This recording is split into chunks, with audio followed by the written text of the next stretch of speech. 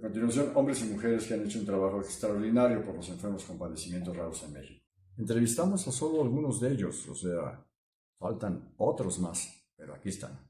Hablamos con ellos de cosas que nos importan a todos y fueron tan amables, tan gentiles en ser receptivos y contestar las preguntas muy amablemente. Estamos muy agradecidos con todos ellos. A nombre del proyecto Pidiendo Deseo México y la FEMEXER, gracias. Bueno, primero que nada, recibo con un enorme gusto a un queridísimo amigo, muy querido amigo, que ha compartido con nosotros las batallas, las derrotas, los triunfos y todo lo que ha tenido que ver con estos años de esfuerzo y de dedicación a las enfermedades raras. Muchas gracias, muchísimas gracias, David, por atender a esta convocatoria. Te lo agradezco enormemente. Y te pido, por favor, que te presentes como tú quieras. Tocayo, muchas gracias. Bueno, mi nombre es David López, soy biólogo de origen y he incursionado en el medio farmacéutico desde algunas décadas atrás. He tenido el enorme placer de poder aportar algo del conocimiento y de la experiencia a través de los diferentes campos terapéuticos de la medicina y puedo decir que los últimos, ahora sí, 15 años dedicado en cuerpo y alma a las enfermedades raras, trabajando en diferentes corporaciones, pero siempre con la visión de tener al paciente como prioridad. Entonces, puedo decir en breves palabras que soy un especialista en enfermedades raras, por lo menos por los 15 años que llevo trabajando en esto. Muchas gracias, Tocayo. Yo les puedo compartir que David López es, desde mi humilde opinión, el director gerente de una compañía farmacéutica que mejor conoce las enfermedades raras y mejor maneja todo lo que tiene que ver con ellas desde el ámbito corporativo. Es un hombre muy preparado, es, como ya dije, el mejor en su campo desde mi particular punto de vista. Es un hombre tosudo, echado para adelante, es un personaje de las enfermedades raras desde el área corporativa. Y bueno, a mí me da un enorme gusto saber que contamos con él en la lucha por los enfermos y por los tratamientos que requieren.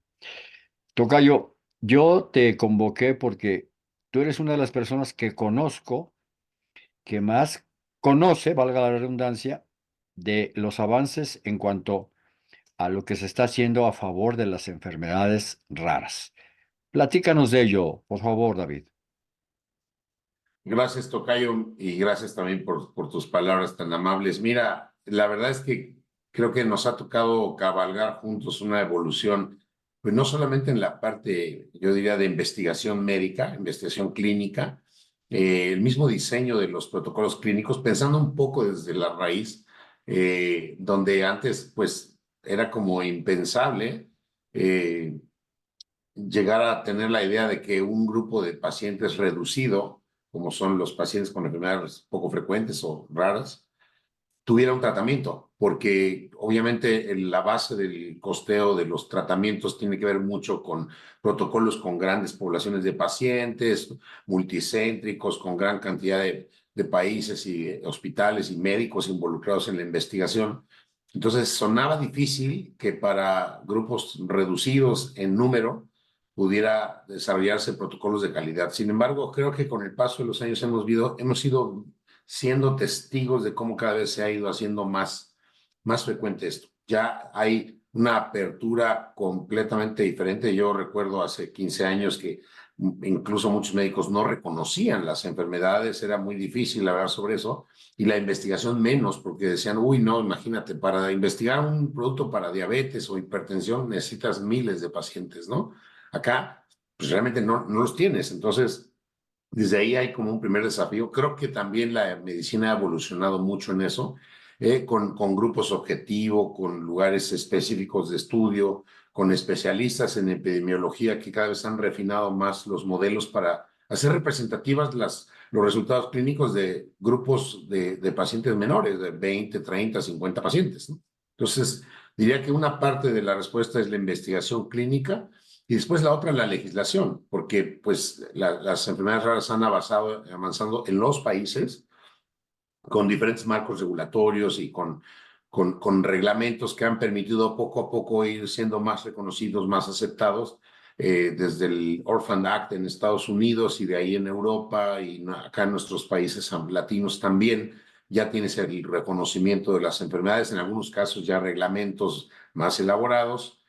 Y en México, pues hemos sido testigos cómo COFEPRIS ha distinguido desde hace muchos años la diferencia de un medicamento huérfano y le ha marcado una ruta específica, lo cual ha sido pues beneficio para los pacientes porque permite más fácil acceder a los tratamientos. El Consejo de Salubridad también, porque también tiene unas reglas específicas para los medicamentos huérfanos.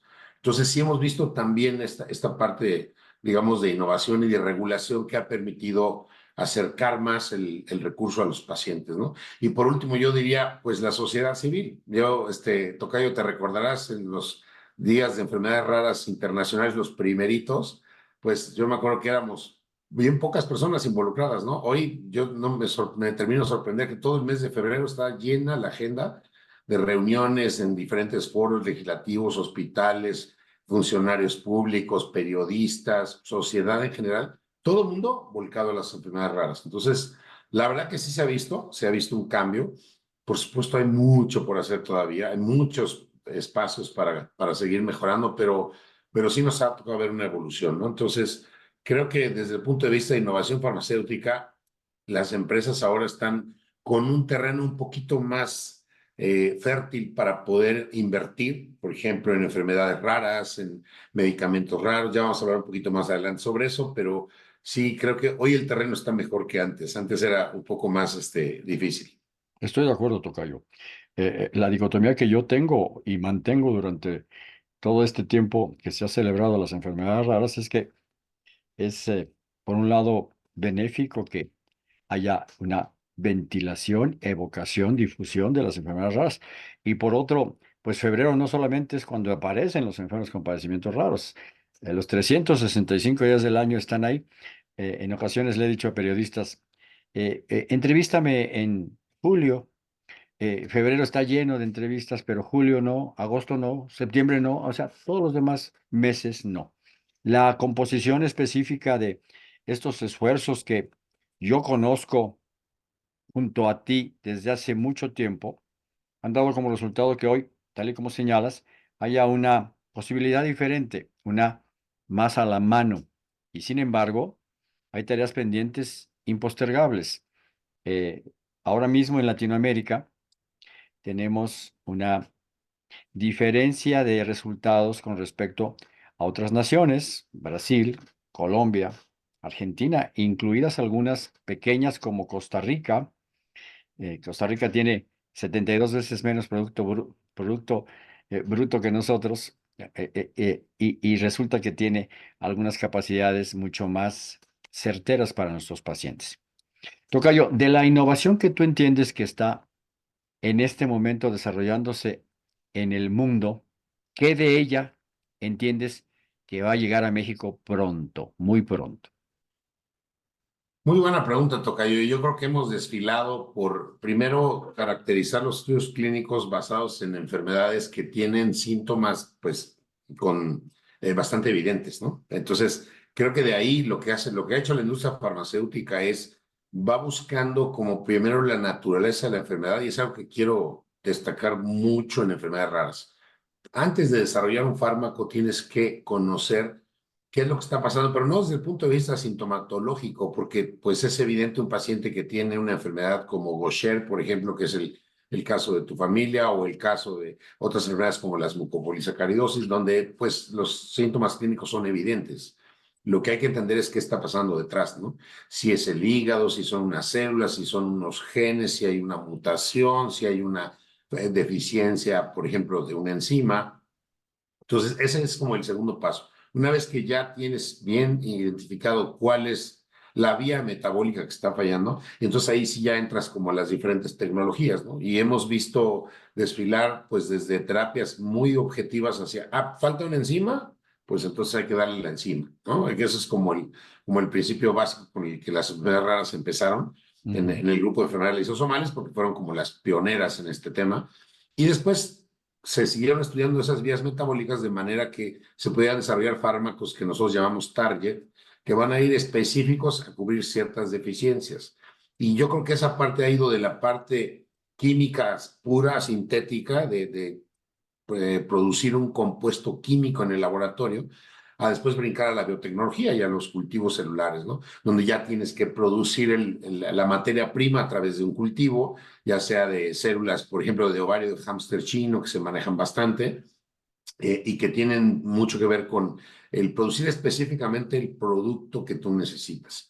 Pero resulta que pues la medicina ha seguido avanzando, entonces ahora ya tenemos terapias que van más blanco a ciertas células y eso pasa en algunos tipos de cáncer raros, por ejemplo, donde ya tienes receptores específicos que están identificados en las células y entonces ya puedes fabricar sustancias que van a ir directamente a ese receptor.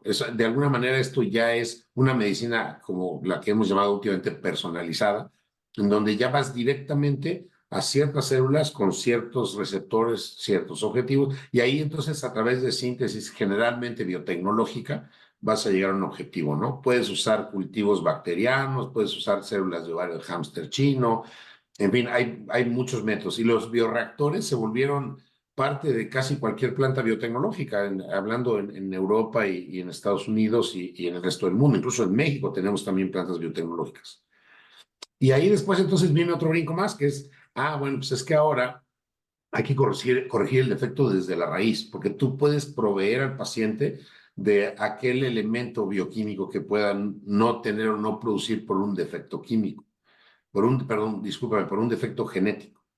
La gran mayoría, el 80% de las enfermedades raras son de origen genético, es decir, vienen antepuestas a una mutación que el paciente tiene. Entonces, con el advenimiento de la medicina genómica, ya hoy se puede identificar claramente cuál es la falla genética que tiene el paciente, para entonces decir, ya sabemos cuál es la mutación, cuál es el gen que está mal. Entonces, ¿qué tal si corregimos el gen? ¿Qué tal si corregimos la fábrica? Porque finalmente desde ahí viene todo. Y entonces muchos estudiantes de medicina desde los años 60, 70, que después se hicieron médicos en los 90 y empezamos a convivir con ellos en los 2000, te decían, uy, no, la terapia génica, de aquí a que llegue, olvídate, eso es ciencia ficción, es casi Julio Verne, ¿no? Entonces, de repente no, resulta que ya empezaron a llegar las terapias génicas y ya están dirigiendo específicamente un pedazo de DNA, imagínate la grandeza de esto, a corregir el error que está en el DNA, la mutación que está provocando esta deficiencia. Eso suena bien fácil, ¿no? Pero la realidad es bastante complejo porque tienes que inducirlo a través de un vector. Perdón, no puedes poner directamente el DNA, sino tienes que ir a través de un vector para que entre a la célula. Entonces, el desarrollo de vectores y de, digamos, segmentos de DNA que van a ir al paciente para que el paciente, cuando replique ese DNA, aprenda la manera de ahora sí producir este elemento o esta molécula que le está faltando. Se dice bien fácil, pero ya hoy en el mundo hay alrededor de 15, 20 terapias génicas aprobadas. En México ya tiene 2 o 3 también, y vienen más, tocayo. Creo que esto, pues es como se dicen por ahí, la gran panacea de la medicina, porque eso al paciente le va a permitir de una vez por todas resolver el problema desde su raíz, ¿no? Cierto, tocayo. Tu tocayo, el Toto, ya fue uno de los primeros mexicanos en recibir una terapia génica. Toto ya tuvo su terapia génica. Qué maravilla. Sí, yo estoy muy contento por ello. Estamos esperando que la elegibilidad de Paulina también alcance para que tenga su terapia génica, pero por lo pronto el Toto ya no recibe infusiones, ya está replicando lo que no replicaba y haciendo el trabajo que no se hacía desde su organismo. Qué bendición, tocayo, qué bendición. Te Y abrazo y te felicito porque es maravilloso eso. gracias. Y tú que lo seguiste desde que era muy niño, pues Sí, claro. ahora cuando ves al Toto, pues ya hasta se siente raro, dice, me siento raro, para allá no voy al hospital. Qué increíble. Pero Bueno, bueno, ese es un buen ejemplo de cómo el progreso médico y los avances en la innovación, esa es la idea justo, que lleguen a todos y que todos tengan la chance de de tener una, como decimos, una segunda vida, ¿no? Seguro. A diferentes foros a los que yo he asistido o a otros a los que vía remota he estado participando, me he percatado que en México, cosa que yo no sabía, existen verdaderos expertos en cuanto a estos nuevos temas. Hay especialistas en análisis molecular, hay especialistas en los secuenciadores específicos, hay especialistas en los reactores, hay especialistas en todo. Ahí están, no se notan, pero ahí están. Y bueno, lo que sigue es que integren el conocimiento, lo apliquen y no lo compartan, porque, porque yo no conocía a nadie que fuera un experto en secuenciadores y de repente conocí a dos y mexicanos y de la Ciudad de México. Y luego de repente conocí a un experto en análisis molecular y yo no sabía que existía. Y luego cuando he platicado con Santiago Más me dice, no, yo tengo un amigo que está acá y etcétera. Es decir, el capital humano existe. Eh, el, el elemento tecnológico ahí está a disposición.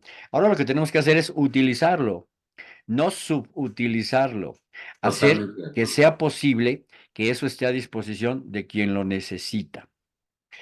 Yo entiendo por la robustez de tus comentarios con la información precisa que nosotros tendríamos que tener una charla de 42 horas. Lamentablemente, y lo digo de todo corazón, esta organización que hicimos para estas entrevistas nos permite acotar solo sobre algunos minutos la participación de cada uno de ustedes, pero ya tendremos oportunidad de conocer Vale. de tu propia voz lo que tan importante es que transmitas a quien no conoce lo que tú conoces, tocayo. Yo conozco algo de lo que tú conoces, pero ignoro muchísimo de lo que tú nos puedes hablar en el futuro para darnos una ilustradita que nos permita entender los cómo, los porqués y los cuándos de todos los avances que se están dando. Al decidir invitarte, como siempre, lo pensé como algo muy necesario porque, como ya dije, me parece que tú eres el Muchas mejor que gracias. hay en México para, para representar a una compañía, porque tienes no solo la pasión, la entrega, la devoción, sino el conocimiento y eso es evidente cada que tengo una charla contigo. Lo que tú estás diciendo lo van a escuchar muchas personas y me va a dar mucho gusto que entiendan que hay en México personajes como tú que pueden dar una somera explicación con bolitas y palitos que tiene como resultado el conocimiento que la gente requiere para entender todos estos procesos. Muchas Tocayito, gracias.